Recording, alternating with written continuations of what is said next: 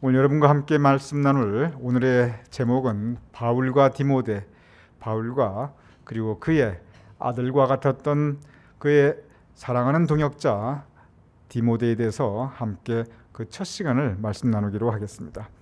지난주는 교회 역사상 2000년의 신앙의 역사상 최초의 종교회의에 대해서 여러분과 함께 말씀을 나눴습니다. 우리가 초대교회사 그리고 중세교회사, 지금 종교개혁사를 우리가 함께 우리 성경 공부 시간에 말씀을 나누고 있는데 각 시대에 종교회의가 있었습니다. 그래서 교회가 함께 모여, 교회 지도자들이 함께 모여 사도신경도 함께 만들고 신약 성경도 함께 편집하고, 교회가 이런저런 문제에 봉착할 때 교회 지도자들이 함께 모여 대화하며 회의하며 같이 지혜를 모으고 무엇보다 성령의 인도하심을 구하며 그 모든 것들을 함께 결정해 나갔습니다. 그런데 그 첫 번째 교회 역사상 첫 번째 종교회의가 지난 시간 우리가 함께 공부한 사도행전 15장에 소상하게 나와 있습니다. 그 주제는 뭐냐면 이방인들에게 할례를 받게 할 것인가 아닌가. 그래서 많은 논의 끝에 교회가 포용과 그리고 배려의 모습을 이방인들에게 가지도록 합니다. 그래서 독선과 배타가 아닌 포용과 배려로서 그들을 품어 안고 그들이 신앙생활하기에 아무 불편함이 없도록 도와주는 모습을 우리가 함께 지난 시간에 공부했습니다. 맨 마지막 부분 보도록 하겠습니다. 사도행전 15장 11절의 말씀입니다. 제가 봉독하여 읽겠습니다. 여러분 스크린을 보아주시기 바랍니다. 우리는 그들이 우리와 동일하게 주 예수의 은혜로 구원을 받는 줄을 믿노라 하니라. 여기에서 그들이 이방인입니다. 우리와 유대인입니다. 즉 유대인과 그리고 이방인이 동일하게, 이것은 구약의 시대에 절대 동일할 수 없는 부분입니다. 이 시점까지 이방인과 그리고 유대인이 동일할 수 없습니다. 그런데 그 모든 차별이 다 없어지고 무엇으로? 주 예수의 은혜로 구원받는 줄을 믿노라 하니라. 이 사도행전 15장 11절이 굉장히 중요한 부분입니다. 왜냐하면 이것이 교회 역사상 계속 이어집니다. 우리 같이 한번 읽어보겠습니다. 사도행전 15장 11절 시작. 우리는 그들이 우리와 동일하게 주 예수의 은혜로 구원받는 줄을 믿노라 하니라. 아멘. 이 교회 역사상 가장 중요한 주제가 뭐였냐면 우리가 무엇으로 구원받는가, 이 구원에 대한 바로 이 주제였습니다. 이 사도행전 때나 그리고 초대교회 때나 그리고 중세교회나 종교개혁 때나 우리가 모두 하나님의 은혜 가운데 주 예수의 은혜로 구원받는 것을 믿는데, 그런데 우리가 구원받을 때 그 용서함, 우리가 어떻게 해야 용서함 받고 어떻게 해야 구원을 받는가, 우리의 역할이 무엇인가, 여기에 항상 각 시대마다 교회가 고민한 주제가 있습니다. 그런데 이미 사실은 이미 사도행전 15장 11절에 이미 그 해답은 나와 있습니다. 이 본문 말씀의 두 번째 줄입니다. 주 예수의 은혜로 구원받는 줄을 믿노라.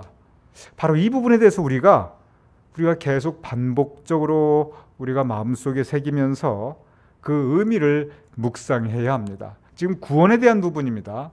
주 예수의 은혜로 구원받는 줄을 믿노라. 전에는 율법이 있을 때는 율법으로 구원받기에 율법이 할례 받아라 그러면 할례해야 되고, 그리고 안식일에 예배드려야 한다 그러면 안식일을 지켜야 되고, 이런저런 그 규정에 의해서 우리가 구원받는 걸로 구약시대 율법은 가르쳤습니다.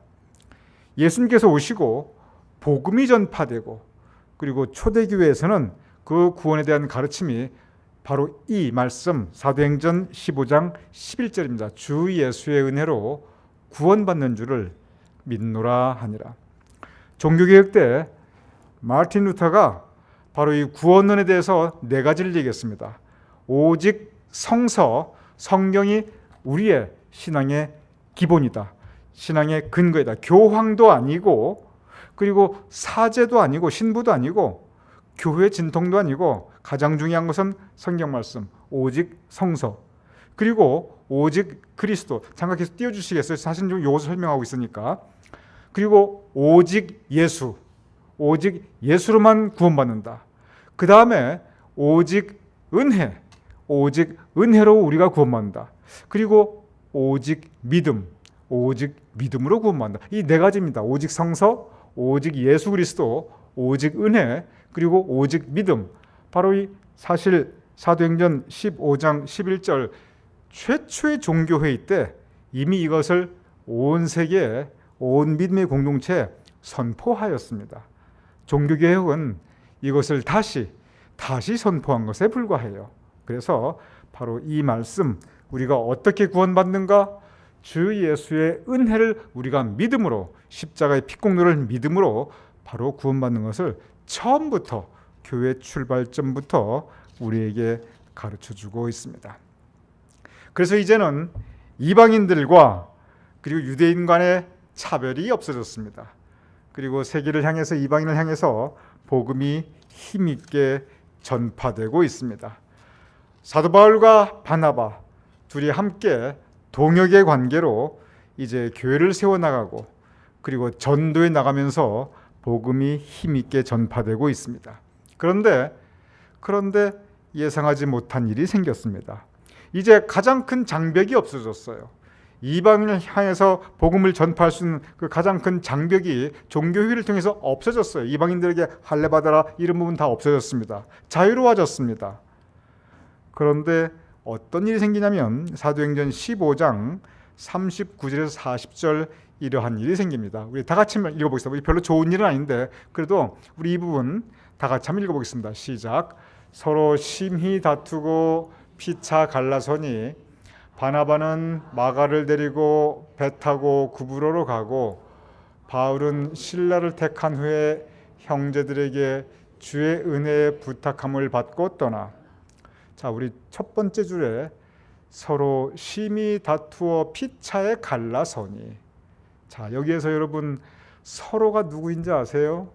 서로가 누구냐면 바울과 바나바입니다. 사도 바울과 그리고 바나바입니다. 사도 바울과 바나바가 어떤 관계입니까? 피를 나눈 형제보다 더 가까운 관계입니다. 어떤 관계입니까? 주님의 일을 하는 동역자입니다. 어떤 관계입니까? 이방인 전도에 관한 쌍두마차입니다.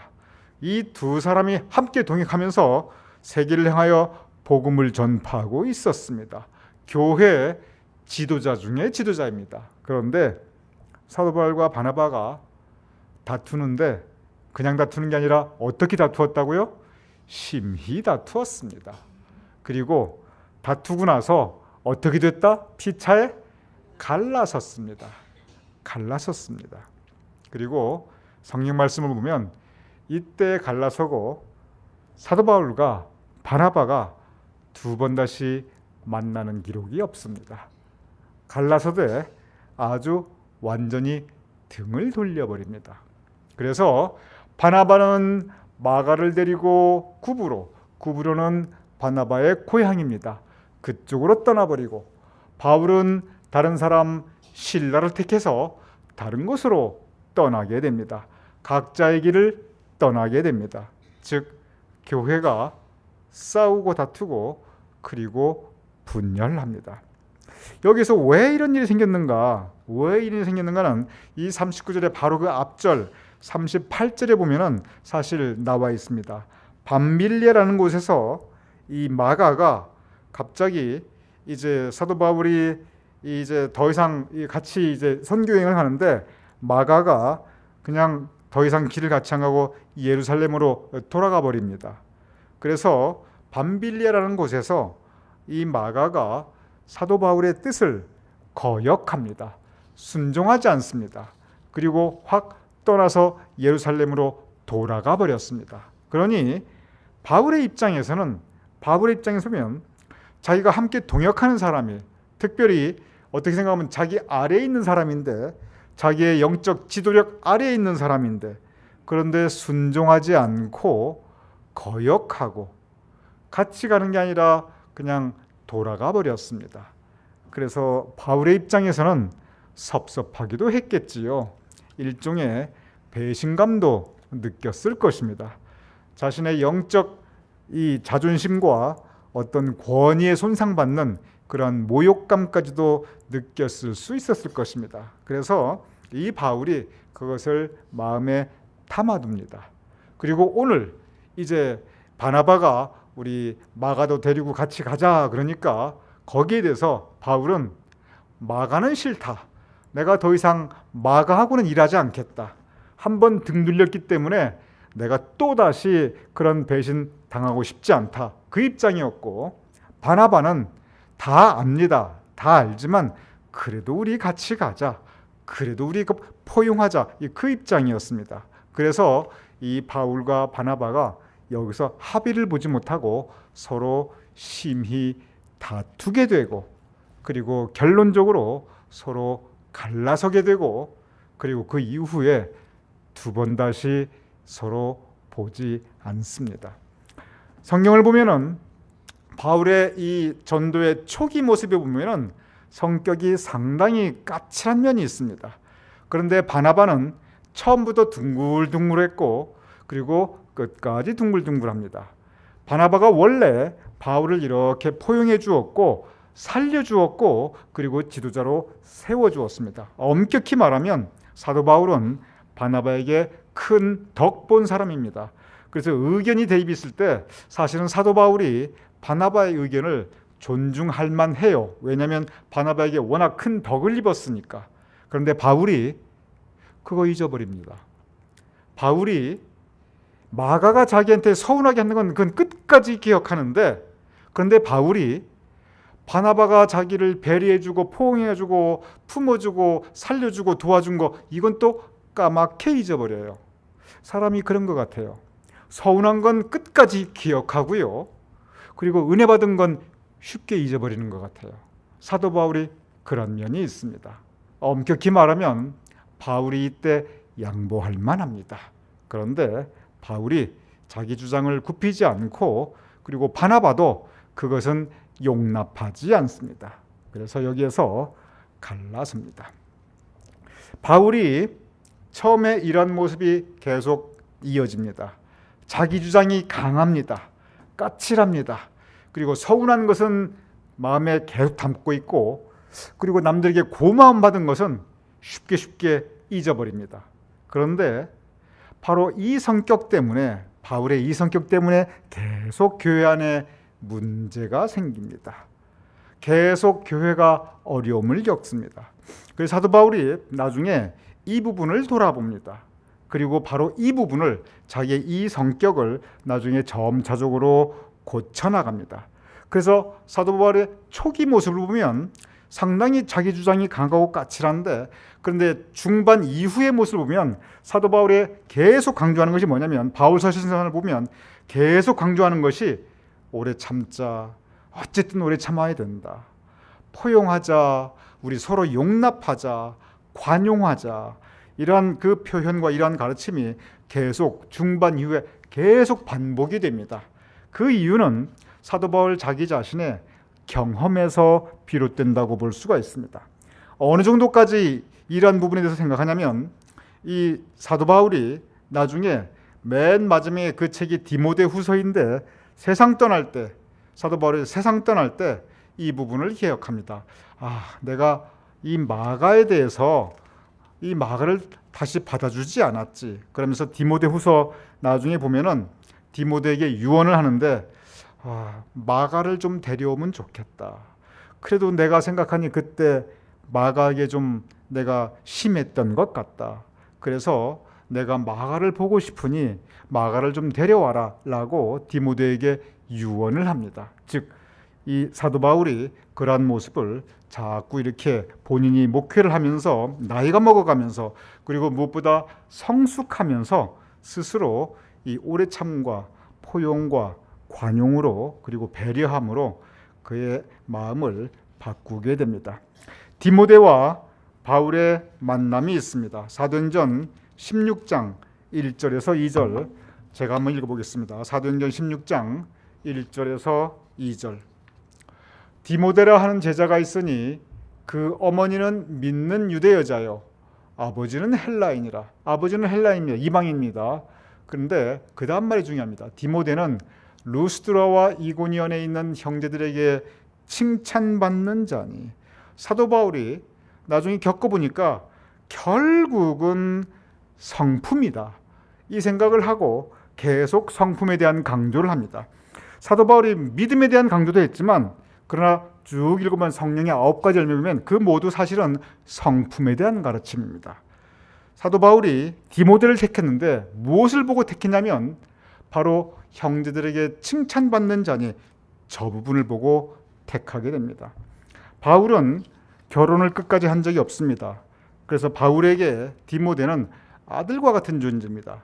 그래서 동역자이지만 그러나 나의 아들이라고 하는 용어도 썼고, 그리고 실제로 아버지가 아들을 가르치듯이 그렇게 자상하게 신앙도 가르치고 목회도 가르치고 세상 살아나가는 방법을 가르치게 됩니다. 그런데 디모데에 대해서 성서의 그 기록 중에 바울이 가장 관심을 가지고 또 우리가 바라볼 수 있는 그 대목은 뭐냐면 칭찬 듣는 자니, 바로 이 부분입니다. 사도행전 이후에 계속 초대교회 역사는 크리스찬, 믿는 사람들이 어떤 믿는 사람들이면 사도행전 2장 47절에 보면은 온 백성에게 칭송을 받으니, 즉 칭찬 듣는 사람이 성령 충만한 사람입니다. 칭찬 듣고 인정받는 사람이 성숙한 믿음을 가진 사람이고, 바로 그러한 사람들로 인해서 교회가 부흥하고 그리고 교회가 칭찬받고 복음이 전파되게 됩니다. 우리가 사도행전을 보면서 그리고 초대교회 역사를 보면서 계속 반복되는 이 말씀, 칭찬받는 자니 칭손 듣는 자니 그들이 사람에게 칭찬 들으니, 이 말씀을 우리는 기억을 해야 합니다. 디모데를 그리워합니다.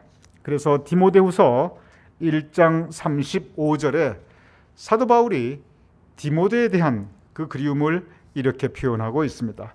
우리 다 같이 오늘 마지막 성경 구절인데 디모데후서, 이 디모데후서는 사도 바울의 유언과 같은 맨 마지막 책입니다. 디모데후서 1장 3절에서 5절 우리 같이 읽어보겠습니다. 시작. 내가 밤낮 간구하는 가운데 쉬지 않고 너를 생각하며 더 보기를 원함은 내 기쁨이 가득하게 함이니 이는 내 속에 거짓이 없는 믿음이 있음을 생각함이라. 사도 바울이 디모데에 대해서 어떻게 무엇을 기억하냐면 너의 속에 거짓이 없는 믿음이 있음을 생각함이니라. 거짓이 없는 믿음, 순수한 믿음입니다. 깨끗한 믿음입니다. 선하고 그리고 착한 믿음입니다. 바로 사도 바울은 디모데의 이러한 모습을 보고 함께 동역하였고 세상을 떠날 때에도 바로 디모데의 이 모습을 기억했던 것입니다. 사도 바울이 자기 자신이 맨 처음에 없었던 부족했던 그 성품, 바로 그 성품을 사도 바울은 그의 목회를 통해서 배우게 되고 또한 디모데를 통해서 그걸 다시 교회에 가르쳐주고 있습니다. 디모데, 오늘 첫 시간인데 디모데의 이 성품과 그리고 사도 바울과의 그 동역의 관계, 마치 아버지와 아들과 같은 그 관계로 인해서 교회가, 분열에 빠졌던 교회가 다시 일어나게 됩니다. 그래서 이후에 바울과 그리고 디모데에 대해서 계속 여러분과 함께 더 말씀을 나누도록 하겠습니다.